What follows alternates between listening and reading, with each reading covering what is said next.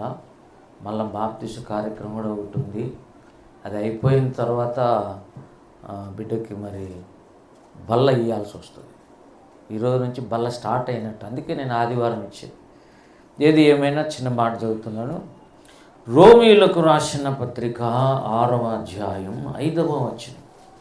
మరియు ఆయన మరణం యొక్క సాదృశ్యమందు ఆయనతో ఐక్యము గలవారమైన ఎడల ఆయన పునరుద్ధానము యొక్క సాదృశ్యమందును ఆయనతో ఐక్యము గలవారమై ఉందుము. ప్రియులారా, అలాగే అపోస్తుల కార్యాలు 2వ అధ్యాయం 38వ వచనం ఎవరైనా చదవండి. మీరు మారు మనస్సు పొంది పాప క్షమాపణ నిమిత్తము ప్రతివాడును యేసుక్రీస్తు నామమున బాప్తిస్మము పొందుడి, అప్పుడు మీరు పరిశుద్ధాత్మని వరమును. కృపగల తండ్రేసయ్య, ఈ చిన్న మాటలు మా హృదయాల్లో మాట్లాడి రెన్యువల్ చేసి బలపరచి, బాప్తిజం తీసుకుంటున్న బిడ్డతో ప్రత్యేకంగా మాట్లాడి, ఆల్రెడీ తీసుకున్న వారిని మీరు మరల రెన్యువల్ చేసి, అద్భుతమైన నీ సన్నిధిలో నీ ప్రత్యక్షతలో గ్రహింపు కలిగిన వాళ్ళమై నీ రక్షణను లోతుగా చూస్తూ ముందుకు సాగుటకు సహాయం చేయమని చేతులకు అప్పగిస్తూ యేసునామమును బట్టి అడుగుతున్నాము తండ్రి. ప్రియులారా, బాప్తిసం తీసుకుంటున్న ప్రతిసారి నేను విషయాలు చెప్తున్నాను. అది రక్షింపబడిన వాళ్ళు కూడా మనం వినటం మంచిది. చాలామంది దాని గ్రహింపు లేకుండానే బాప్తిసం తీసుకుంటున్నారు. ఎక్కడ బాప్తిసం తీసుకున్నావు అని ఒకసారి అడిగితే, పెద్ద మీటింగ్స్ జరిగాయి. ఆ మీటింగ్స్లో ఎవరైనా బాప్తిసం కావాలంటే చేతులు ఎత్తండి అంటే నేను ఎత్తాను, నాకు కూడా బాప్తిసం ఇచ్చారు. అట్లా దాదాపు 1000 మందికి ఇచ్చారు. ఇట్లా చెప్తుంటారు. అయితే బాప్తిసం తీసుకోవాలంటే బైబిల్ ప్రకారంగా ఏ విషయాలు జరగాలి? ఏమన్నాడు 38లో? మీరు మారు మనస్సు పొంది. బాప్తిసం పొందకముందు చెప్తున్న విషయాలు. ఏం పొందాలి? ముందు మారు మనస్సు పొందాలి. లోకంలో ఇంతకుముందు ఉన్నటువంటివి లక్షణాలే కొనసాగించడానికి వీలు. ఒకప్పటి పాప జీవితం నీకు అసహ్యం కలగాలి, వద్దనుకోవాలి, శిలువ నీతో మాట్లాడాలి. అప్పుడు నువ్వు పశ్చాత్తాపడాలి కూడా. అయ్యో, ఊరికే ఇటువంటి జీవితం చూపించి నేను ఎంతో నష్టపోయానంటే అని చెప్పగలగాలి. కొన్నిసార్లు నష్టాలు మన జీవితంలో జరుగుతాయి. ప్రియులారా, ఇక్కడేమంటున్నాడు 38 అంటే, మీరు మారు మనస్సు పొందాలి, పాప క్షమాపణ నిమిత్తం ప్రతివాడు యేసుక్రీస్తు నామమున బాప్తిసం పొందుడి. అంతకంటే ముందు మారు మనసు పొందుడి. అయితే మారు మనసు పొందిన తర్వాత పాప క్షమాపణ నిమిత్తం అంటే హెవెన్లీ కోర్టు, పరలోకపు కోర్టు నిన్ను క్షమించినట్టుగా పత్రం ఇవ్వాలంటే నీవు బాప్తిసం తీసుకోవాలి. అది బాహాటంగా దేవుణ్ణి ఒప్పుకుంటున్నటువంటి విషయం. వివాహంలాగా ఇద్దరు పెళ్లి చూపులు చూసేటప్పుడు ఇద్దరికి యాక్సెప్టెన్స్ అయిపోయింది. అయిపోతానే పెళ్ళి కాదు, ఇద్దరికి అంగీకారం అయితేనే పెళ్ళి కాదు. 10 మందిలో ఒక విషయం జరగాలి. బహిరంగంగా ఒప్పుకోవాలి. నాకు ఈయన భర్త, ఆయనకి భార్య అని ఒప్పుకోవాలి. ఈ క్రియ రక్షణలో కూడా ఉంది. నమ్మి బాప్తిస్మం పొందువాడు రక్షింపబడడు. అంటే నమ్మకం దేవుని మీద ఏమని ఉండాలి? 1 కొరింథీ 15 అన్నాడు, ఆయన నా పాపముల కొరకు మరణించాడు. నా పాపాల కొరకు ఆయన మరణించాడు, నేను మరణించాల్సి ఉండింది. Substitution of our sinful life. మన నిమిత్తం ఆయన మరణించాడు. భూస్థాపన మరణించినాక ఏం జరుగుతుంది? కార్యక్రమం భూస్థాపన కార్యక్రమం జరుగుతుంది. ఆయన మన పాపంతో చనిపోయి భూస్థాపన చేయబడి లేఖనాల ప్రకారం మళ్ళీ తిరిగి 3వ దినమున లేచాడని నమ్మాలి. నీ పాప క్షమాపణ నిమిత్తం నువ్వు బాప్తిసం తీసుకునేటప్పుడు యేసయ్య నిన్ను క్షమించడానికి కొరకు మరణించి భూస్థాపితం చేయబడి తిరిగి లేయాలి. బాప్తిసంలో ఈ 3 ఉంటాయి. మీరు బాగా గమనించి, నీళ్ళల్లో దిగుతాం. నీళ్ళల్లో దిగినప్పుడు మనం కొన్ని ప్రమాణాలు చేస్తాం. పెళ్లిలో ప్రమాణాలు చేయించినట్టు యేసుప్రభువే నా రక్షకుడని నేను గ్రహించాను. ఈ దినము నుండి ఆయన బిడ్డగా ఎదగటాన్ని నేను ఇష్టపడుతున్నాను. పాప స్వభావాన్ని నేను తీసేసుకుంటాను. దేవుని కొరకు సాక్షిగా బతుకుతానని పంచభూతాల సాక్షిగా, సంఘ సాక్షిగా, దేవుడు ఆకాశంలో చూస్తున్న దేవుని సాక్షిగా నువ్వు ప్రమాణం చేయాలి. అట్లా ప్రమాణం చేసినప్పుడు ప్రియులరా ఆ దినం నువ్వు రక్షణ పొందుతావు. అంటే నీ పాపాలు క్షమించబడతాయి. అంటే నీళ్ళలో దిగినప్పుడు వెనక్కి వంచుతారు. ఇవన్నీ ప్రమాణాలు చేసినాక ఏం చేస్తారు? వెనక్కి ఎందుకు? ఒక చచ్చిపోతే శవం వెనక్కి బూడ్చినట్టు భూస్థాపన కూడా ఉండాలి. దాంట్లో మరణం ఉండాలి, మరణిస్తేనే భూస్థాపన, మళ్ళీ తిరిగి పునరుత్థానం. ఈ 3 సీన్స్ కనపడాలాడ. ప్రమాణం చేసావంటే ఈ లోక ప్రకారంగా, పాపాల ప్రకారంగా నువ్వు చచ్చిపోయావని లెక్క. నువ్వు పాపాలు చేస్తే కూడా దానికి పెనాల్టీ పడుతుంటుంది. అయితే కొంతమంది బాప్తిజం తీసుకునే వాళ్ళ నుంచి బాగానే ఉండరు, చాలా తప్పిదాలలోకి వెళ్ళిపోతారు. కానీ వాటికి శిక్ష ఉంది. ముందు క్షమించినంత సులభంగా క్షమించడు. ఎందుకంటే నువ్వు ప్రమాణం చేసావు జాగ్రత్తగా ఉంటానని. పెళ్లి కూతురు ప్రమాణం కరెక్టా కాదా? పెళ్లి కొడుకు ప్రమాణం కరెక్టా కాదా? మరి ప్రమాణాలు వీళ్ళవి కూడా కరెక్టా కాదా? సేవకుడు పలికిస్తుంటే విశ్వాసం ఏం చేస్తుంది? పలుకుతుంది. ఇక్కడైతే వనిత లేకపోతే పురుషులు ఉండొచ్చు. మొన్న 4 ఇచ్చాం మనం. పిల్లరా వెనక్కి వంచుతామంటే భూస్థాపన కార్యం, చచ్చిపోయిన వాళ్ళు వెనక్కి పూడ్చినట్టు. ఆ నీళ్ళలో కొద్దిసేపు కనబడకుండా పోతుంది, మళ్ళీ ఇమ్మీడియట్గా లేపుతాం. అంటే తిరిగి లేచిన దానికి సాదృశ్యం. అది మూలవాక్యం చదివింది. రోమీలకు రాసిన పత్రికలో 6వ అధ్యాయం 5వ వచనంలో ఏం చదివాం మనం? చదవండి. మరియు ఆయన మరణము యొక్క సాదృశ్యం, ఆయన చనిపోయినట్టుగా మనం చనిపోవాలి. ఆయనతో ఐక్యం గలవారమైన ఎడల ఆయన పునరుత్థానం యొక్క సాదృశ్యం అందు కూడా ఆయనతో ఐక్యం కావాలి. ఆయన మరణంతో ఐక్యం కావాలంటే నువ్వు బాప్తిసం తీసుకున్నప్పుడు కొంత కనపడకుండా వెళ్ళిపోతావు. అప్పుడు యేసే మరణంలోకి వెళ్ళిపోతావు. నీ పాపముల బదులు ఆయన చనిపోయాడని అర్థం. Substitution of your sinful life. యేసు క్రీస్తే నీకు ఆయన నీ పక్షంగా మరణించినట్టు లెక్క, మళ్ళీ తిరిగి లేచినట్టు లెక్క. ఇక్కడ ఏమన్నాడంటే ఆయన మరణంలో సాదృశ్యంలో ఐక్యత, ఆయన పునరుత్థాన సాదృశ్యంలో కూడా. అంటే ఇప్పుడు చచ్చిపోయింది ఏంటి, బ్రతికింది ఏంటి చెప్పాలి మీరు? పాపముల విషయంలో మరణించి ఇక నీతిగా చాలామంది నీతి లేని బతుకుతున్నారు.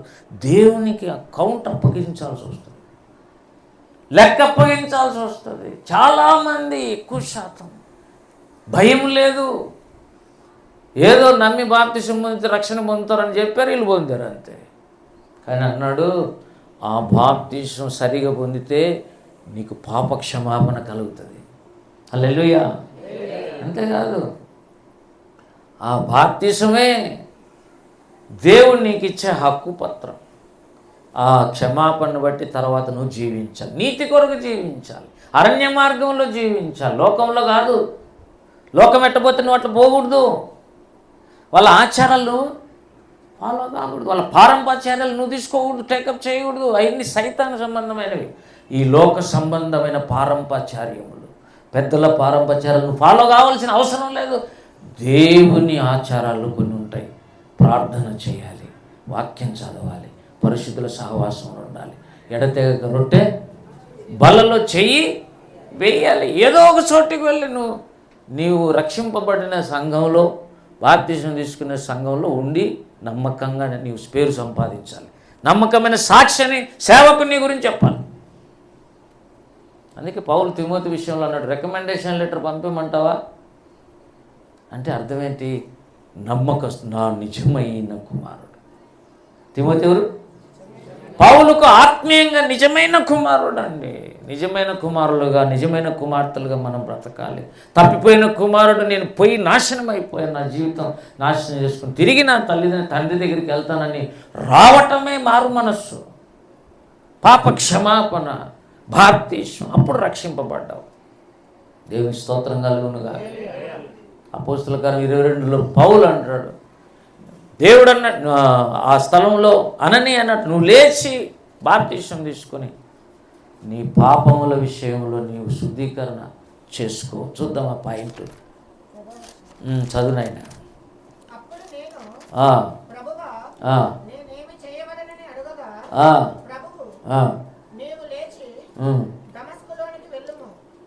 అక్కడ నీవు చేయుటకు నియమింపబడినవన్నీయు నీకు చెప్పబడినని నాతో అనెను. అది కాదు, ఇంకా ఏమన్నాడు, నువ్వు లేచి నీ పాపముల విషయంలో స్నానం చేసుకో. నువ్వు బాప్తిసం 16 చదువు నాయన.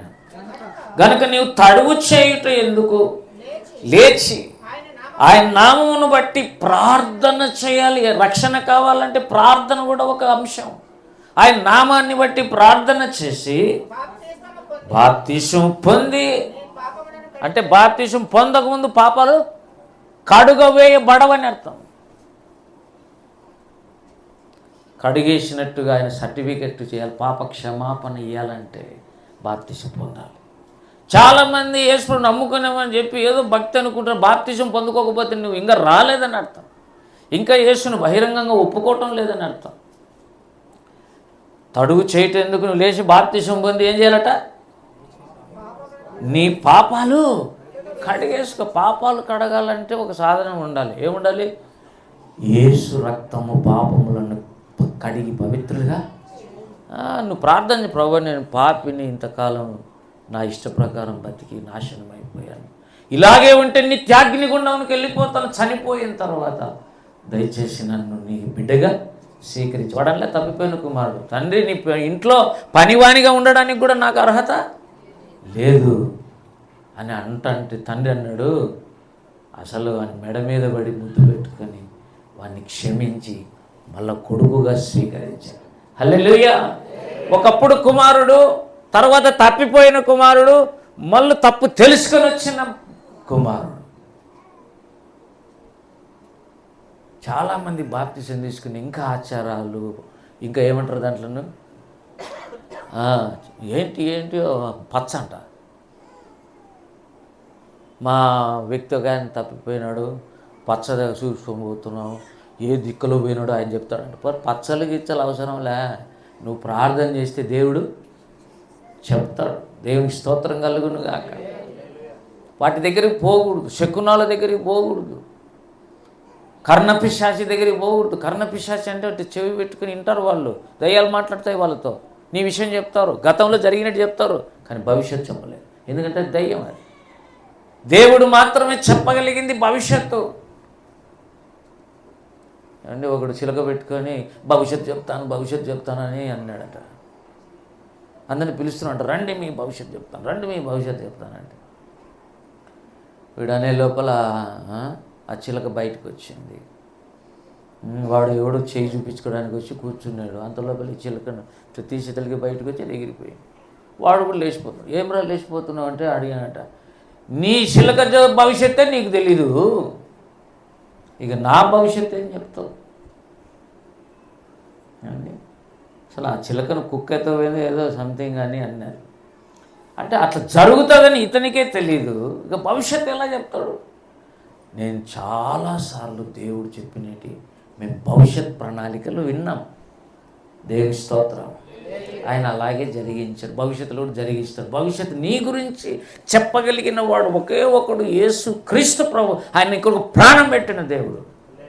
దేవుని స్తోత్రం కలుగునుగా. కాబట్టి బాప్తిసం తీసుకుంటే ఏమొస్తుంది? ఏమండి? పాపక్షమాపణ, పాపాలు కడిగివేయబడతాయి. అక్కడైతే యేసు ప్రభు సాదృశ్యంలో, మరణంలో, పునరుత్థానంలో, సాదృశ్యంలో నువ్వు ఆయన పాపాల విషయం మరణించి నీతి విషయమే జీవి. అట్లా లేదనుకో అసలు అది రక్షణే కాదు. నీతిగా బతకడానికి ఇష్టం లేకుండా మళ్ళీ పాత జీవితమే కంటిన్యూ అయితే అసలు అది రక్షణే కాదు. అందుకే ఏం చేస్తానంటే చాలామంది, నేను అడిగాను, నువ్వు తీసుకునే బాప్తిసం ఎక్కడ, ఎవరు, ఎందుకు అని అడిగితే, సార్ అసలు మాకేం తెలియదు, మళ్ళీ బాప్తిసం మిమ్మల్ని అడిగిన వాళ్ళు కూడా ఉన్నారు. ఎందుకంటే అది సరైన బాప్తిసం కాదు, మారు మనసు లేని బాప్తిసం. అది మారు మనసు లేని బాప్తిసం తీసుకుంటే పొడిపాప ఏమవుతాడంట? తడిపాప. ఇంతకుముందు పాపే, ఇప్పుడు పాపే. అప్పుడు పొడిపాపి బయట తిరుగుతుండే, ఇప్పుడు నీళ్ళలోకి దిగినాడు అంతే. కాబట్టి చాలా విషయాలు ఉన్నాయి. బాప్తిస్మం ఒక్కటే అన్నాడు ఎఫెసీ పత్రికలో. ఎఫెసీ పత్రికలో ఏమన్నాడు? బాప్తిస్మము చూడండి, నువ్వు ఒక్కసారి తీసుకోవాలి. అయితే ఆ ఒక్కటి దేవునికి ఇష్టమైన బాప్తీసం తీసుకోవాలి. ఒకవేళ సరిగా మారు మనసు లేకుండా, పశ్చాత్తాపం లేకుండా నువ్వు తీసుకుంటే ఆ బాప్తీసం చెల్లదు, అది. అందుకే ఎఫెసీ పత్రికలో అన్నాడు, 4:5 చదవండి. ప్రభు ఒక్కటే, విశ్వాసం కూడా ఒకటే, ఆయన నమ్మడం, బాప్తీసం కూడా ఒకటే. ఆ ఒక్క బాప్తీసం, సరైన బాప్తీసం తీసుకోవాలి నువ్వు. దేవుని మహిమ కలుగును కాక. అందుకే ఏం మీకు తెలుసా, బాప్తీసం తీసుకున్నప్పుడు పండగ చేస్తారు. తిరిగి నేను యేసయ్యలో పుట్టాను, తిరిగి జన్మించాను, పరలోక రాజ్యంలో పౌర హక్కు వచ్చిందని చెప్పి ఒక పండగలాగా భోజనాలు పెడతారు. ఎంతమంది బాప్తీసం వాళ్ళంతా కలెక్ట్ చేసుకొని సంఘంలో అందరికీ పండగ చేసినట్టుగా భోజనాలు పెట్టిస్తారు. అంటే అంత సంతోషకరమైన వార్త అది. ఒక వ్యక్తి మారు మనసు పొందితే పరలోకంలో సంతోషకరమైన విషయమే. కాబట్టి బాప్తిజం అనేది చాలా సంతోషకరమైన విషయం. అయితే బాప్తిజం తీసుకున్న తర్వాత నీవు ఈ 4 పాటించాలి. ఆ గోడల మీద ఉన్నాయి చూడు, అపోస్తలుల బోధ అంటే బైబిల్ నువ్వు ఎక్కువగా చదువుతూనే ఉండాలి. దేవుడు నీతో మాట్లాడేంత వరకు వదలద్దు. కొన్నిసార్లు అర్థం కాదు, అయిన పర్ల ప్రార్థన చేసి మళ్ళీ చదువు. ప్రార్థన చేయాలి ఎడతెగక. ప్రతిరోజు నువ్వు ప్రార్థన చేయకుండా నిద్రపోవద్దు. అసలు ఉదయం సాయంత్రం ప్రార్థన చేయి. ఈరోజు ప్రార్థన చేయలేదు, అట్లే పండుకోవడానికి వీల్లేదు. నువ్వు ఊపిరి అన్నట్ల ప్రార్థన అంటే ఊపిరి పిలుచుకోకుండా చస్తావు. అట్లనే ప్రార్థన చేయకపోతే ఆత్మీయంగా చచ్చిపోతావు. కాబట్టి పిల్లలు ఇంకోటి ఏంటి, సహవాసం. నేను చెప్తున్నాను, సహవాసంలో మనం దీనత్వము, పరిశుద్ధత అన్నీ నేర్చుకుంటాం. ఒకరినొకరు ఎట్లా డీల్ చేయాలి, ఎట్లా పలకరియాలి, ఎవరిని ఎట్లా ఘనపరచు. మీరు ఒకరినొకరు ఘనపరచు. దేవుని స్తోత్రం కలుగుగా. నేర్చుకుంటే స్థలం బడి. దీని బడి అంటున్నారు తెలుసా మీకు, గుడిని ఆదివారం బడి. పల్లెల్లో ఏమంటారు తెలుసా, ఆదివారం బడి. స్కూల్లో ఎట్లా రెస్ట్రిక్షన్స్, ఎటువంటి సిస్టమ్ ఉంటుందో అట్లా సంఘంలో కూడా ఒక సిస్టమ్ ఉంటుంది. దేవునికి స్తోత్రం కలుగునుగా. ఈ దినం వనిత చాలా కాలం అసలు 31st నైట్ 1వ తేదీ తీసుకోవాల్సినదే. పాప శివ అడిగాడు, సార్ 1వ తేదీ ఇస్తే బాగుంటుంది అంటే, బాగుండేది కాదు, కొంత అయితే మనం ప్రార్థన చేస్తే మంచిది. దేవుడు టైం అనుకూలింపజేస్తే ఇప్పటికి అనుకూలమైంది. ఇంకా చెప్పాలంటే నేను కొద్దిగా వెనకం చేశాను, కొంతకాలం కానీలేండి. ఎందుకంటే ఇంకా 2-3 తయారైతే అందరికీ ఒకటేసారి ఇద్దాం. మీకు తెలియదు, ఆ తొట్టికి డబ్బులు ఇవ్వాలి మనం. ఒకరికి పోయి ఇచ్చేది వస్తే మనం లాసు. 5-6 మంది ఉన్నారనుకోండి, ఆ కడిగిన దానికి, వాళ్ళు నీళ్ళు పట్టిన దానికి కొంత డబ్బులు చెల్లించాలి. అది చేస్తాం. నేను ఒక 2-3 తయారు చేద్దాం అనుకునే కానీ కుదరలేదు. ఏది ఏమైనా దేవుడు బిడ్డకు ఈరోజు బాప్తిసం తీసుకుంటే కార్యక్రమాన్ని దేవుడు ఇచ్చాడు, సిద్ధపరుస్తున్నాడు. ఇది మొదలుకొని వాళ్ళిద్దరు భార్యాభర్తలకు కుటుంబంగా చెరొక పక్క ప్రార్థన చేసే ప్రార్థన వేరు, కలిసి చేసే ప్రార్థన కుటుంబ ప్రార్థన. ఏ ఇంట్లో కుటుంబ ప్రార్థన ఉంటుంది అక్కడ దేశప్రభు ఉంటాడు. దేవుని స్తోత్రం కలుగునుగా.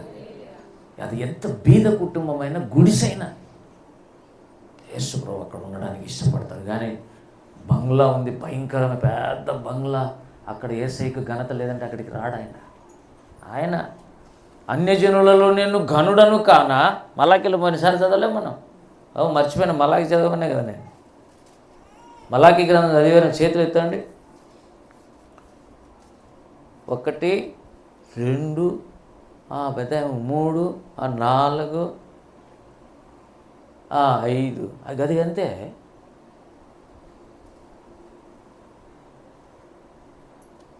నిర్లక్ష్యం అనే పాయింట్ దాంట్లో ఉంది.